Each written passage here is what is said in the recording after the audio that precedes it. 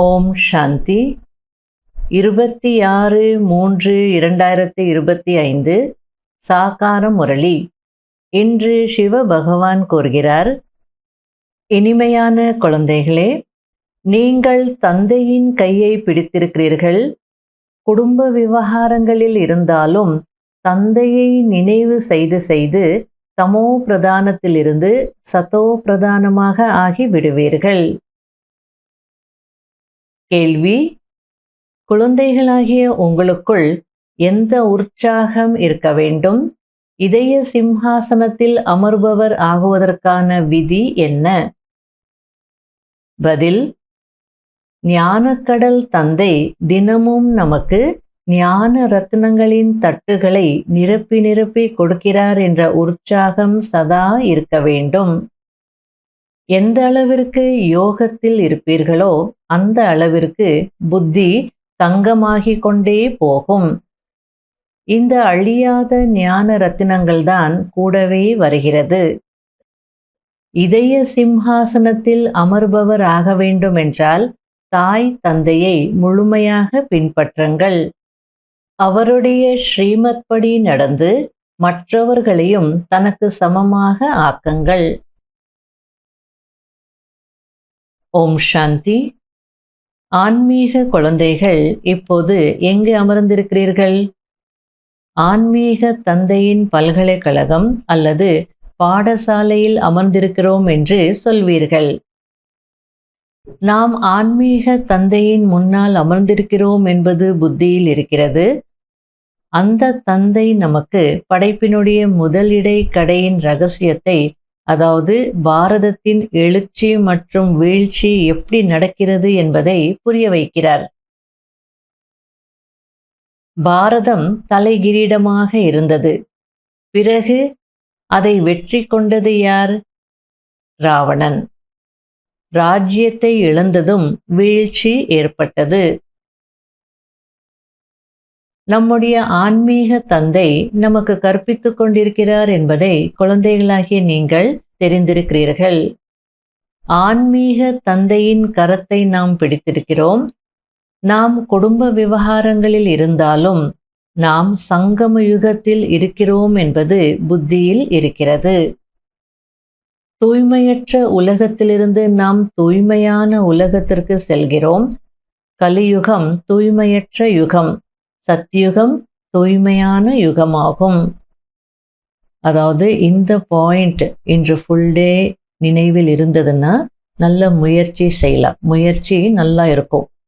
நாம் பாபாவின் கரத்தை பிடித்திருக்கிறோம். நாம் குடும்ப விவகாரங்களில் இருந்தாலும் நாம் சங்கம யுகத்தில் இருக்கிறோம்.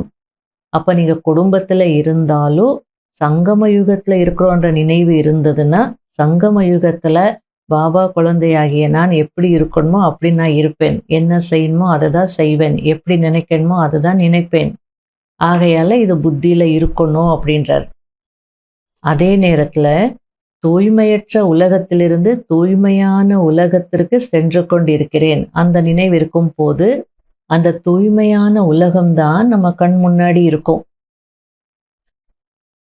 தூய்மையற்ற மனிதர்கள் தூய்மையான மனிதர்களின் முன்பு சென்று வணங்குகிறார்கள். அவர்களும் பாரதத்தின் மனிதர்கள்தான். ஆனால் அவர்கள் தெய்வீக குணம் நிறைந்தவர்கள்.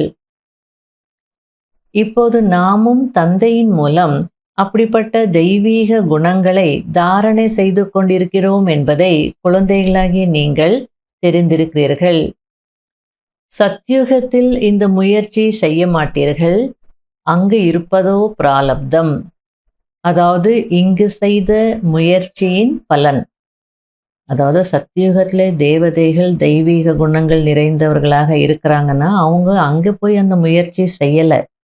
இங்கே செய்த முயற்சியினுடைய பலன்தான் அங்கே அடைகிறாங்க. ஆகையில இங்கே தெய்வீக குணங்களை தாரணை செய்யணுன்றார். இங்கே முயற்சி செய்து தெய்வீக குணங்களை தாரணை செய்ய வேண்டும். நாம் எந்த அளவிற்கு பாபாவை நினைவு செய்து தமோ பிரதானத்தில் இருந்து சதோ பிரதானமாக ஆகிக் கொண்டிருக்கிறோம் என்பதை சதா சோதனை செய்ய வேண்டும். எந்த அளவிற்கு பாபாவை நினைவு செய்கிறீர்களோ அந்த அளவிற்கு சத்தோ பிரதானமாக ஆவீர்கள். ஷிவ் பாபா எப்போதும் சத்தோ பிரதானமாக இருக்கிறார். இந்த லக்ஷ்மி நாராயணர் எப்போதும் ரோஜா மலராகவே இருக்கிறார்கள். இவர்களை மலர்களின் அரசன் என்று சொல்லலாம். தெய்வீக மலர்களின் ராஜ்யம் அல்லவா? அவர்களும் கண்டிப்பாக முயற்சி செய்திருப்பார்கள். படிப்பின் மூலம்தான் அப்படி ஆகியிருக்கிறார்கள் அல்லவா? இப்போது நாம் ஈஸ்வரிய குடும்பத்தினராக ஆகி இருக்கிறோம் என்பதை நீங்கள் அறிந்திருக்கிறீர்கள். முன்பு ஈஸ்வரனையே அறியாமல் இருந்தோம். பாபா வந்து இந்த குடும்பத்தை உருவாக்கி இருக்கிறார். குழந்தைகளாகிய உங்களுக்கு உள்ளுக்குள் உற்சாகம் இருக்க வேண்டும். பாபாவும் மறைமுகமானவர், நீங்களும் கூட மறைமுகமான சேனையாக இருக்கிறீர்கள். நான் வைலன்ஸ் அன்னோன் வாரியர்ஸ் என்று சொல்கிறார்கள் அல்லவா? அதாவது மறைமுகமான அஹிம்சாவாதி போர் வீரர்கள் என்று சொல்கிறார்கள் அல்லவா? மறைமுகமான அஹிம்சாவாதி போர் வீரர்கள், இது உங்களுடைய பெயராகும். உலகத்துல சொல்றாங்க நான் வைலன்ஸ் அன்னோன் வாரியர்ஸ் அப்படின்னு, அவங்களுக்கும் அந்த பெயர் இருக்கு. ஆனா பாபா சொல்றார், உண்மையில இது உங்களுடைய பெயர்தான்.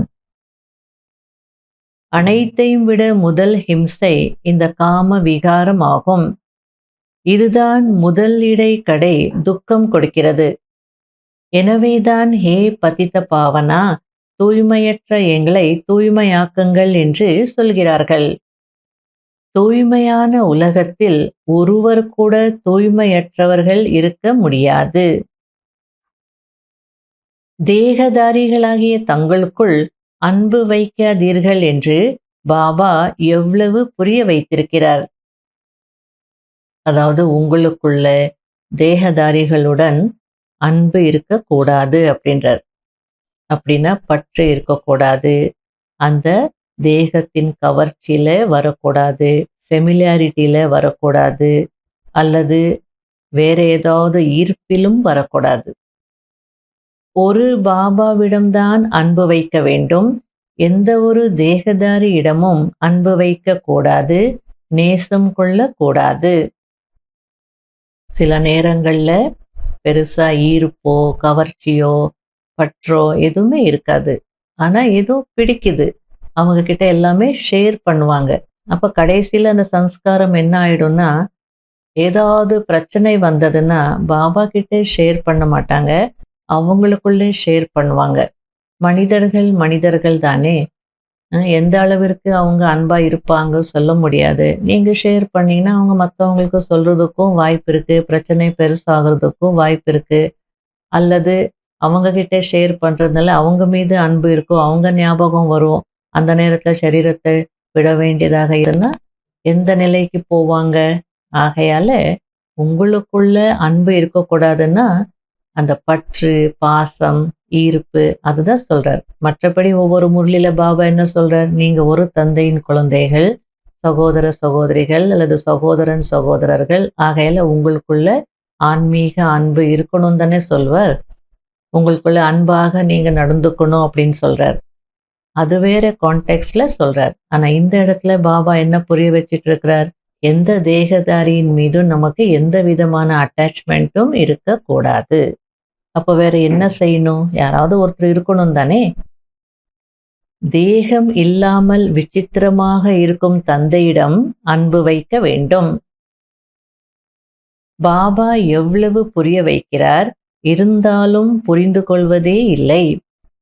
அதிர்ஷ்டத்தில் இல்லை என்றால் மற்றவருடைய தேகத்தில் மாட்டிக்கொள்கிறார்கள். பாபா சொர்க்கத்தை படைப்பவர். சொர்க்கத்தின் ஆஸ்தியை பாரதவாசிகளுக்கு தான் கொடுக்கிறார். மற்ற அனைவரையும் வீட்டிற்கு திரும்பி அழைத்து செல்கிறார். பாபா சேவைக்கான பலவிதமான யுக்திகளை கூறுகிறார். ஒரு பேட்ஜ் வைத்துக் கொண்டே நீங்கள் யாருக்கு வேண்டுமானாலும் நன்றாக புரிய வையுங்கள். புருஷோத்தம மாதம் என்றால் படத்தை இலவசமாக கொடுங்கள் என்று பாபா கூறுகிறார். அதாவது இந்த மார்கழி மாசம் எல்லாம் வரும்போது அப்போ நம்முடைய படத்தை ஃப்ரீயாவே கிஃப்டாவே நீங்க கொடுத்தீங்கன்னா அந்த பாவனை இருக்கும் அந்த மாதத்துல. அதனால வாங்கிப்பாங்க. இப்படியெல்லாம் கொடுத்துட்டே இருந்தா எங்கிருந்து பணம் வரும்னு எல்லாம் நினைக்காதீங்க. நீங்க கொடுத்தீங்க அப்படின்னா கிளாஸுக்கு வரக்கூடிய சகோதர சகோதரிகள் தாய்மார்கள் என்ன நினைப்பாங்க அப்படின்னா, பாபா பரிசு கொடுக்கிறார், ஆகையால் பணம் கையில் வந்தவுடன் பாபாவிற்கு செலவு இருக்கிறதல்லவா என்று புரிந்து கொண்டு உடனே அனுப்பி வைத்து விடுவார்கள். அதனால நீங்க கொடுங்க, நீங்க கொடுக்க ஆரம்பிச்சீங்கன்னா உங்களுக்கு பணம் வரும் அப்படின்றார். இந்த டிரான்ஸ்லேட் மூலம் படங்களை உருவாக்கி கண்காட்சி வைத்தால் எவ்வளவு பேர் பார்க்க வருவார்கள். புண்ணிய காரியம் ஆகிறதல்லவா? மனிதர்களை முள்ளிலிருந்து மலராக, பாவாத்மாவிலிருந்து புண்ணியாத்மாக்களாக மாற்ற வேண்டும். இதற்கு பறக்கும் மார்க்கம் சேவை என்று சொல்லப்படுகிறது. இந்த ஞானத்தின் மூலம் உங்களுக்கு மிகுந்த சுகம் கிடைக்கும். ஆகையால் நல்ல முறையில் படித்து முயற்சி செய்து முழுமையாக தேர்ச்சி பெற வேண்டும் என்று பாபா கூறுகிறார். நல்லது. இனிமையிலும் இனிமையான, காணாமல் போய் கண்டெடுக்கப்பட்ட, சேவை செய்யக்கூடிய, நம்பிக்கைக்கு பாத்திரமான, கட்டளைகளுக்கு கீழ்ப்படிந்த செல்ல குழந்தைகளுக்கு மாத்பிதா பாப் தாதாவின் அன்பு நினைவுகள் மற்றும் காலை வணக்கம். ஆன்மீக குழந்தைகளுக்கு ஆன்மீக தந்தையின் நமஸ்காரம். இன்றைக்கு பாபா யார் ஸ்பெஷல்லா சேவை செய்யக்கூடியவர்களோ, பாபாவுடைய நம்பிக்கைக்கு பாத்திரமானவர்களோ, கட்டளைகளுக்கு கீழ்ப்படியக்கூடியவர்களோ, அந்த மாதிரி குழந்தைகளுக்கு அன்பு நினைவுகள் நமஸ்காரம் சொல்லிட்டு இருக்கிறார். கடைபிடிக்க வேண்டிய முக்கியமான சாராம்சம். முதல் பாயிண்ட், யார் தேகம் இல்லாமல் விசித்திரமாக இருக்கிறாரோ அந்த தந்தையை நேசிக்க வேண்டும். எந்த ஒரு தேகதாரியின் பெயர் ரூபத்தில் புத்தியை மாட்டிவிடக் கூடாது. மாயையின் அடி விழாதபடி பாதுகாத்து கொள்ள வேண்டும். இரண்டாவது பாயிண்ட், யார் ஞானத்தின் விஷயங்களை தவிர மற்ற விஷயங்களை பேசுகிறார்களோ அவர்களுடன் சகவாசம் வைக்க கூடாது. முழுமையாக தேர்ச்சி பெறுவதற்கு முயற்சி செய்ய வேண்டும். முட்களை மலர்களாக்கும் சேவை செய்ய வேண்டும். வரதானம். ஒரு பாபாவை தவிர வேறு யாரும் இல்லை. இந்த நினைவின் மூலம் சதா பந்தன் முக்தர் மற்றும் யோக யுக்தர் ஆகுங்கள். அதாவது பந்தனங்களிலிருந்து விடுபட்டவர், யோக நிலையில் இருப்பவர் ஆகுங்கள். இப்போது வீட்டிற்கு திரும்புவதற்கான நேரம். எனவே பந்தன் முக்தர் மற்றும் யோக யுக்தர் ஆகுங்கள். பந்தனத்திலிருந்து விடுபட்டவர் என்றால் லூஸ் ட்ரெஸ், டைட்டாக இருக்கக்கூடாது. அதாவது ஷரீரம் என்ற ஆடை தளர்வாக இருக்க வேண்டும், இறுக்கமாக இருக்கக்கூடாது. கட்டளை கிடைத்தது, உடனே ஒரு நொடியில் சென்று விட்டார் என்று இருப்பதாகும். அதாவது பந்தன் முக்தர் அப்படின்னா என்னன்றது பாபா ரொம்ப அழகா புரிய வச்சிட்டு இருக்கிறார். Simple, loose dress. இப்போ நம்முடைய ட்ரெஸ்ஸு லூஸாக இருந்தது அப்படின்னா கழட்டணும்னு நினச்ச உடனே கழட்டிடுவோம். டைட்டாக இருந்ததுன்னா கொஞ்சம் கஷ்டமாகும் இல்லையா? அதுபோல் இந்த சரீரத்தின் மீது பற்று இருக்குது அப்படின்னா, அட்டாச்மெண்ட் இருந்துகிட்டே இருந்ததுன்னா கடைசியில் இந்த சரீரத்தை விட்டு போகும்போது கஷ்டமாகும். லூஸாக இருந்ததுன்னா எப்படி உடனே அந்த ட்ரெஸ்ஸை கழட்ட முடியுமோ, அதே போல் இந்த சரீரத்தை விட்டு ஆத்மா போகணுன்ற கட்டளை கிடைச்ச உடனே போயிடணும். அப்படி இருந்தால்தான் பந்தன் முக்த நிலை அப்படின்னு சொல்லப்படுது அப்படின்றார். அதுக்கு யோக யுக்த நிலையில இருக்கணும். அப்படிப்பட்ட பந்தன் முக்தர் யோக யுக்தர் நிலையின் வரதானத்தை அடைவதற்கு சதா எனக்கு ஒரு பாபாவை தவிர வேறு யாரும் இல்லை என்ற இந்த உறுதிமொழி நினைவில் இருக்க வேண்டும். ஏனென்றால் வீட்டிற்கு செல்வதற்கு, மேலும் சற்று ராஜ்யத்தில் வருவதற்கு இந்த பழைய சரீரத்தை விட வேண்டி இருக்கும். எனவே அதுபோல் எவர் ரெடியாக இருக்கிறேனா, அல்லது இதுவரையிலும் ஏதாவது கயிறுகள், அதாவது பந்தனங்கள் கட்டி போட்டிருக்கிறதா? இந்த பழைய உடல் என்ற ஆடை டைட்டாக இல்லைதானே என்பதை சோதனை செய்யுங்கள். ஸ்லோகன்: வீண் எண்ணங்கள் என்ற எக்ஸ்ட்ரா உணவை உட்கொள்ளாதீர்கள். அப்போது உடல் பருமனின் நோய்களிலிருந்து தப்பித்துக் கொள்வீர்கள்.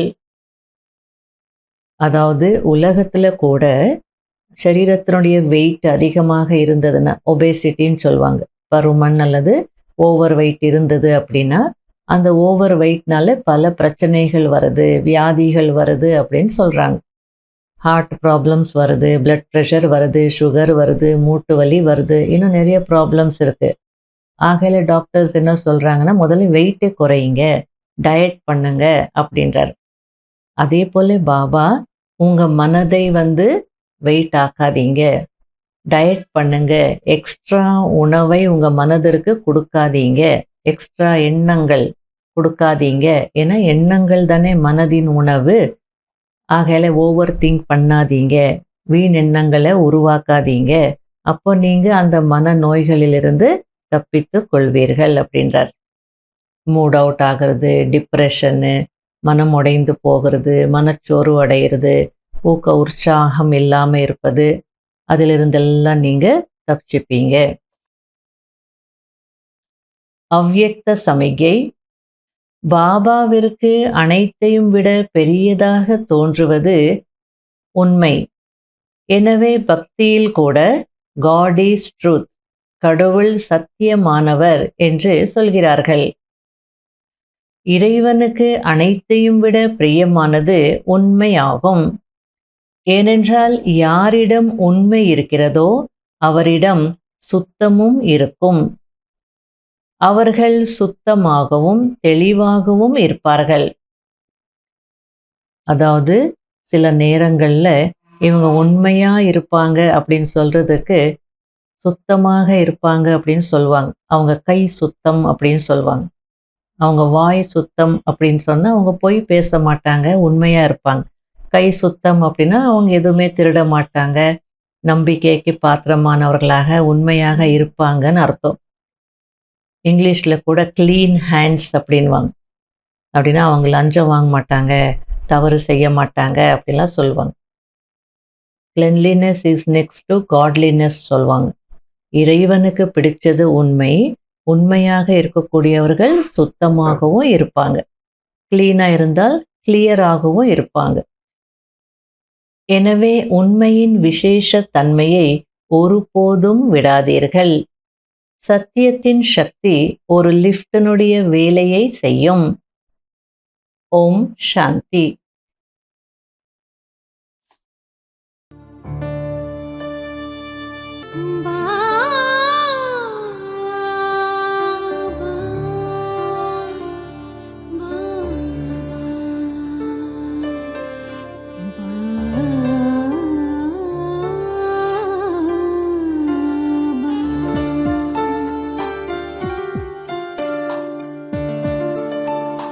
மனது என்றும் உன்னோடு இசைந்தாடவே, ஆத்மாவின் ஜோதி எங்கும் ஒளி வீசிடவே, மனதின் ஆசைதுதான், மனதின் ஆசைதுதான், உன் மடி மீதில் வாழ வேண்டும் சுகமாகவே.